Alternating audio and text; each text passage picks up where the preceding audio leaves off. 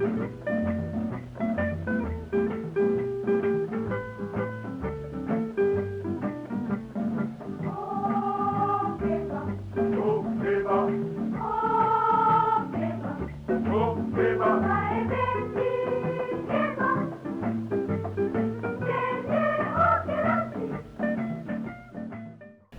et messieurs, bonjour et merci de l'attention particulière que vous voudrez bien nous accorder.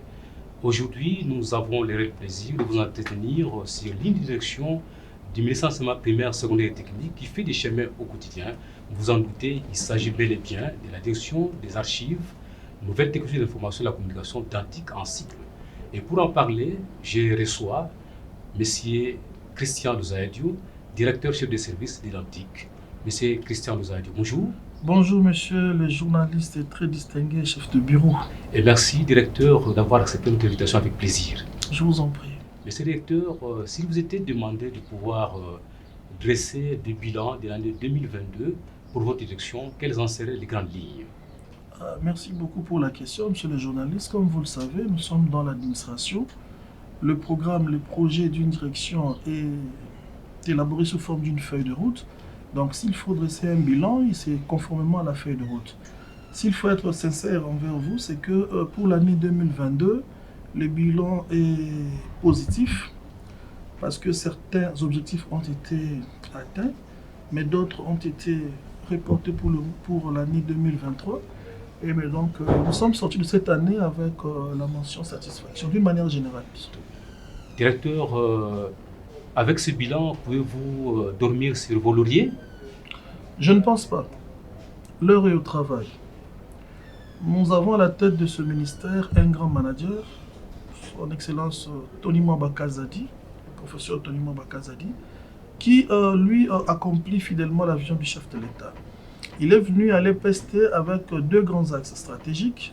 Le premier, c'est la pérennisation et la consolidation de la gratuité. Et le deuxième axe essentiel, c'est la lutte contre les antivaleurs, et cela sous toutes ses formes. Et donc, il nous est appelé de fournir beaucoup d'efforts. Nous sommes obligés de travailler. Donc, l'heure est au travail, l'heure est au redressement de ce secteur.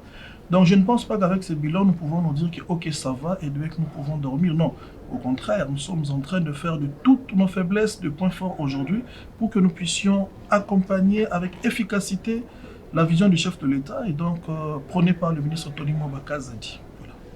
Directeur, à quoi attribuez-vous les performances de ce bilan si brillant? Tout travail est proportionnel à la rémunération, tout travail est proportionnel à l'accompagnement. Je pense que ces bilans, nous l'attribuons d'abord aux autorités qui nous ont toujours fait confiance, qui nous ont toujours accompagnés malgré nos faibles moyens. Et donc, les autorités politico-administratives qui ne cessent de nous accompagner, d'une part, mais aussi c'est un bilan qui est attribué à tout le corps d'Antique, à tous les collaborateurs qui ne cessent de mouiller leur maillot nuit et jour pour faire en sorte que la d'Antique puisse aller de l'avant et que le pays soit fier de nous un jour. C'est pas facile, mais bon, nous sommes sur ce chemin-là et nous avançons. Directeur, nous sommes de plein pied en 2023. De quoi est constitué le parchemin des activités de votre direction pour 2023? Bien, pour 2023, comme je le dis, c'est une autre feuille de route que nous sommes en train d'exécuter qui répond à certaines activités qui n'ont pas été exécutées en 2023. Mais d'une manière synthétique, je pourrais vous dire ici que le plus grand projet que nous sommes en train de réaliser cette année, c'est la numérisation des données des enseignants et de tous les personnels du ministère. Ça, c'est un projet que nous sommes en train de donner vie cette année. Et aussi, pour cette année, nous nous sommes fixé ce grand défi-là de faire un état des lieux des équipements informatiques du ministère pour que nous puissions, au finish, mettre sur pied un parc informatique, que nous puissions dégager les besoins en termes d'équipements informatiques. Ça, c'est très important. Et donc, les équipes sont déjà sur terrain, ils sont dans certaines directions pour faire cet état de lieu. Aussi, enfin, nous sommes en train de vouloir organiser cette année les archives physiques avec certains experts du ministère de la Culture et Arts, notamment l'INACO, l'Institut national des archives du Congo, qui nous viennent en aide pour organiser d'abord les archives physiques. Et en passant, il faudrait ici rappeler au public qui nous suit que les archives, c'est l'âme de la République. toute archive porte une certaine valeur politique, économique et même historique. Donc aujourd'hui, nous sommes dans ça et nous voulons que en 2023, les archives physiques du ministère soient bien structurées, bien organisées pour que nous puissions les basculer en numérique. Donc voilà un peu les 3 grands projets à réaliser pour cette année. Bon, ça appelle à des moyens, mais nous sommes certains que nous allons finalement atteindre ces objectifs-là. Justement, directeur, comment faire pour réussir ces plannings si ambitieux? Le planning des activités, il se présente clairement sous forme des axes. Vous avez les axes des activités et vous avez les périodes d'exécution de ces activités. Mais à côté de ces 2 axes, il y a un 3e axe qui reste invisible. C'est l'axe des moyens. Très bien. C'est l'axe des ressources humaines nécessaires pour accomplir ce planning, pour réaliser ce planning d'activité. Donc, tout dépend aussi des moyens qui vont suivre ces plannings d'activité. Et c'est ici pour nous une occasion de lancer un appel aux autorités du ministère et donc au Trésor public ainsi qu'aux partenaires techniques et financiers qui savent, qui connaissent l'importance de cette direction. C'est une direction transversale, c'est une direction qui vient en appui à toutes les directions en ce qui concerne les archives et les technologies de l'information et de la communication. Donc ici, c'est une opportunité pour nous d'interpeller les autorités, de donner aussi une attention particulière à la Dantique, qui a un travail énorme à réaliser dans ce sous-secteur. Donc c'est les moyens, seulement les moyens, qui peuvent faire que nous puissions atteindre nos objectifs, qui peuvent faire que ce planning d'activité prévu pour 2023 soit exécuté sans faille. Directeur, numériser, si vous voulez bien, toutes les activités, tous les projets, c'est en est une chose, mais vous savez que nous avons pratiquement, il y a une culture qui a élu domicile chez nous, c'est la culture du papier, tout ça. Mais quels sont les préalables pour que les gens puissent basculer vers la numérisation? Merci beaucoup pour cette question. Au jour d'aujourd'hui, il n'y a pas un pays sérieux qui peut prétendre se développer ou émerger sans l'usage des technologies de l'information et de la communication. C'est pratiquement impossible. Mais comme vous venez de le dire, pour basculer du physique vers le numérique, il y a des préalables. Le premier préalable et le plus grand, c'est la sensibilisation. Il faut sensibiliser la population sur l'importance de l'usage de ces équipements-là. Il faut sensibiliser. Il faut informer. Il faut former les gens. Il faut faire en sorte que les gens puissent se familiariser avec ces nouvelles technologies. Et donc, aussi, il faut des moyens, comme je l'ai dit au départ, parce qu'il nous faut, après avoir sensibilisé la population sur l'importance ou l'usage de ces technologies, mais il faut disposer à cette population-là les terminaux. Parce que ça se passe soit par des tablettes, ça se passe soit par des ordinateurs, et même par des scanners, des imprimantes, tout ça, ça demande des moyens. Donc d'une manière générale, il faut sensibiliser, et il faut sensibiliser, informer, former, et aussi disponibiliser les moyens nécessaires pour que en fait, l'usage de ces nouvelles technologies soit quelque chose normal, quelque chose avec laquelle on va vivre toute notre vie, parce qu'elle est indispensable. De janvier à juin 2023, quel est en fait le moment glorieux pour vous? De janvier à juin, le moment glorieux que vous avez passé pour l'année 2023, le moment glorieux au sein de votre direction? Bon, ça c'est déjà un bilan à mi-parcours. En principe, la primaire de l'information est réservée à l'autorité. Nous sommes une administration, comme vous le savez. Les agents de l'État sont tenus à certains secrets d'État, certains secrets professionnels, comme nous le demande le statut, mais d'une manière très voilée. Je peux vous dire que le bilan, il est moyen jusque-là. Il est moyen et nous comptons faire mieux d'ici la fin de l'année. Bon, c'est peut-être à la fin de l'année qu'on pourra vous donner un bilan précis, un bilan global sur les activités, mais d'une manière vraiment très voilée, comme je le dis, parce que la primaire de l'information est réservée à l'autorité. Le bilan est moyen. Voilà. Quel est votre plus grand rêve pour 2023? Votre plus grand rêve? Non, mais le plus grand rêve, c'est que la Dantique, en tant que direction stratégique du ministère, soit revêtue de sa plus belle robe, qu'elle soit dans ses attributions. Vous le savez que les compétences sont d'attribution. Les compétences sont d'attribution. Et donc, une fois que la Dantic serait dans ses attributions et qu'elle aurait bénéficié d'un accompagnement financier, technique assez acceptable, je pense que elle va impacter ce ministère. Donc, voilà un peu. Directeur, revenons un peu sur l'enseignement à distance avec l'accompagnement des RTL. Quels sont en fait les effets induits de ce programme sur les rendements scolaires des élèves? Cela n'est plus à démontrer. Nous le savons que c'est une alternative qu'on a utilisée qui nous a aidé à sauver l'année scolaire 2019-2020 et même 2020-2021 aussi. Mais ici, il faut souligner qu'il y a eu au départ 3 acteurs qui étaient concernés et chaque acteur a eu un rôle à jouer.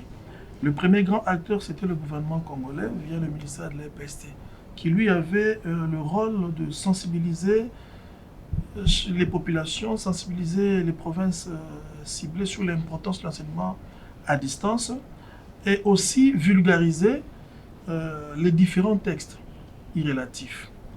Et le partenaire SmartUp, lui, était obligé, il avait comme rôle stratégique de disponibiliser la technologie, la plateforme, ce qui fut fait. Et RTL, lui, venait pour la couverture Internet. Mais bon, vous le savez, aujourd'hui, nous sommes en train de prôner la gratuité de l'enseignement avec ce que l'on demandait aux parents pour nous accompagner, c'était déjà un peu compliqué. Bon, nous sommes en train de réfléchir aujourd'hui pour voir comment pallier à la difficulté. La grande difficulté, c'est la couverture Internet. Donc nous sommes en train de réfléchir, nos équipes sont en train de travailler pour voir comment passer à une connectivité sans Internet. C'est possible, ce sont des technologies qui sont en train d'être étudiées. Donc l'enseignement à distance, c'est incontournable. C'est institutionnel, c'est un mode d'enseignement qui est censé être utilisé dans nos établissements scolaires, mais bon, ce n'est pas facile. Parce que je vous avais dit lors de nos émissions précédentes que ce mode d'enseignement appelle à beaucoup de préalables, notamment les infrastructures et tout ça. Donc voilà un peu d'une manière générale ce que je peux vous dire à ce jour sur l'enseignement à distance. Elle n'a pas disparu, elle n'est pas morte, elle n'est pas effacée de la carte. Donc elle est là, elle nous colle à la peau et nous continuons à réfléchir pour voir comment vivifier cet enseignement à distance-là. Mais quel est votre point de vue par rapport à ces programmes au jour d'aujourd'hui, selon vous donc? Quelle connotation pouvez-vous donner après les années de confinement? Quelle devrait être la connotation au jour d'aujourd'hui? Bon, satisfaisante, hein, parce que on a fait un grand travail. Le problème, c'est de voir ce qu'on a pu réaliser en termes de pondération. Nous avons pu toucher 19 provinces éducationnelles, on a sensibilisé 19 provinces éducationnelles, on a équipé les écoles, on a expérimenté. Là, la seule difficulté, je vous dis que c'est la connexion Internet. C'est seulement ça. Donc, une fois que nous aurons résolu ce problème, non, mais ça va rouler comme sur des roulettes. Donc là, il n'y a pas de souci. Voilà. Directeur, quel regard portez-vous sur différents partenaires qui vous accompagnent en tant que Dantic à ce jour? Notre grand partenaire pour le moment, c'est le gouvernement congolais qui nous prend en charge de par nos rémunérations. Et nous sommes très reconnaissants à ces partenaires essentiels, le gouvernement congolais, qui fait que cette Dantic existe. Mais nous lançons un appel, comme je l'ai dit, aux partenaires techniques et financiers du ministère. Nous demandons à ces partenaires d'accorder une attention particulière, de venir un peu voir ce que nous sommes appelés à faire. En fait, c'est une direction qui est créée dans le cadre de la réforme de l'administration publique. C'était une recommandation de la Banque mondiale. Mais à côté de l'installation de ces directions, il devrait en principe, on devrait avoir une série de formations parce que ce sont des postes nouvellement occupés par les agents. Ces agents devraient être dotés des compétences telles que prévues dans le cadre de la réforme. Mais ce qui est vrai, cette réforme n'a pas été accompagnée par de moyens. Ça, c'est un problème. C'est pourquoi nous demandons à ceux qui nous suivent aujourd'hui les partenaires techniques financiers du ministère de venir nous accompagner, de venir voir ce que nous sommes appelés à faire, de nous accompagner, de nous donner les moyens, de nous donner les équipements nécessaires pour que nous puissions carburer. Nous avons ces soucis-là. Nous voulons bien accompagner le ministère par rapport à nos attributions, mais il faudrait que, en retour, nous soyons aussi accompagnés par les partenaires. Mais pour répondre à votre question, pour revenir à la question, nous sommes reconnaissants au partenaire Samsung Brothers, qui à ce jour reste le seul partenaire officiel et efficace avec qui nous allons réaliser le projet d'équipement, d'acquisition des équipements numériques pour la numérisation des données des enseignants. C'est un projet qui va aider la Dantic à constituer une banque de données crédible du ministère. Parce qu'ici, il faut rappeler en passant que la Dantic a dans ses attributions la gestion de la banque des données. Toutes les données du ministère sont censées, au finish, être logées ici à la Dantic. Nous accompagnons, nous saluons le travail, les efforts fournis par différents services du ministère, mais il faut ici que les gens comprennent que, au finish, toutes les données récoltées par différentes directions, par différents services, doivent être logées ici à la Dantic. Et bon, c'est un processus, nous sommes en train d'y travailler, les autorités nous accompagnent dans ça, et ce n'est pas facile, mais au finish, nous allons atteindre ces objectifs grâce d'abord aux partenaires Samsung Brothers, et pour le reste des partenaires, nos portes sont grandement ouvertes. Nous vous attendons, venez, nous allons travailler avec beaucoup d'abnégation avec vous. Directeur, quelles sont les grandes retombées lorsque les ministères comme celui de l'enseignement primaire, secondaire et technique, doit disposer par exemple d'une banque de données? Quelles sont les grandes retombées? Les grandes retombées, c'est qu'il y a la sécurité dans la gestion des documents administratifs. Déjà là, c'est un. Parce que si nous avons une banque de données fiable, c'est-à-dire que nous sécurisons nos données, nous disponibilisons la traçabilité des données et nous transmettons les informations relatives aux données à temps réel. Ça, c'est très important. C'est-à-dire que si aujourd'hui nous voulons avoir une information sur les effectifs des élèves, la Dantic fournit ces informations à la seconde qui suit. Si nous voulons avoir une idée sur les équipements informatiques du ministère au travers de toute la République, la Dantic peut vous le fournir. Donc, c'est très important d'avoir une banque de données parce que c'est notre repère. C'est aussi une boussole en même temps. Donc, voilà un peu. Donc, avoir une banque de données fiable, c'est donner au ministère un outil de travail. Parce qu'il n'y a pas un projet qui peut venir ici à l'EPST et évoluer s'il n'a pas de données. On s'assoit sur des données, on a besoin de données, et donc avoir une banque de données, c'est avoir un outil de travail pour le ministère. Alors, vous constituez la locomotive, si vous voulez bien, en ce qui concerne donc, la gestion de la banque de données, mais comment comptez-vous fédérer avec les autres services qui ont en partage également, donc, si vous voulez bien, la gestion de données entre guillemets? C'est comme je l'ai dit, nous sommes une direction transversale. Nous constituons un centre de gravité, un point d'intersection, une chute. Donc, les données que nous allons loger dans cette banque de données ne vont pas tomber du ciel. La Dantic, en tant que service transversal, elle collabore avec toutes les directions qui travaillent sur certaines données spécifiques. Vous avez la DIGE aujourd'hui qui a pour mission de gérer les statistiques scolaires. Elle produit des données fiables liées aux statistiques des scolaires, disons. Vous avez le CERNI qui aujourd'hui produit des données correctes sur les effectifs des élèves et même leur cursus. Vous avez le DINACOPE, le CECOPEDIA aujourd'hui qui normalement nous produit des données fiables sur la paye. Elle suit la paye des enseignants. Elle peut nous dire comment elle évolue. Nous saluons les efforts de toutes ces directions. Mais nous disons que nous devons créer des passerelles de collaboration pour que toutes ces données soient logées dans une seule banque de données. Et que quand l'autorité aura besoin d'avoir une information quelconque, elle n'a pas à divulguer, elle n'a pas à réfléchir par où passer. Elle a un code, elle passe par la Dantic et elle a ces informations. Les partenaires et tout le monde. Donc voilà un peu, nous allons fédérer, nous allons composer, et voilà, toutes les façons, ce que nous faisons, ce n'est pas pour l'honneur de la Dantique. Non, non. Nous sommes en train de piloter cette direction pour l'honneur du ministère. Et je l'ai toujours dit que le PC, c'est une grande maison à plusieurs chambres. Aujourd'hui, nous sommes à la Dantique. Demain, les autorités peuvent nous appeler à autre fonction ou à aller diriger une autre direction. Mais nous contribuons, nous sommes dans une même maison.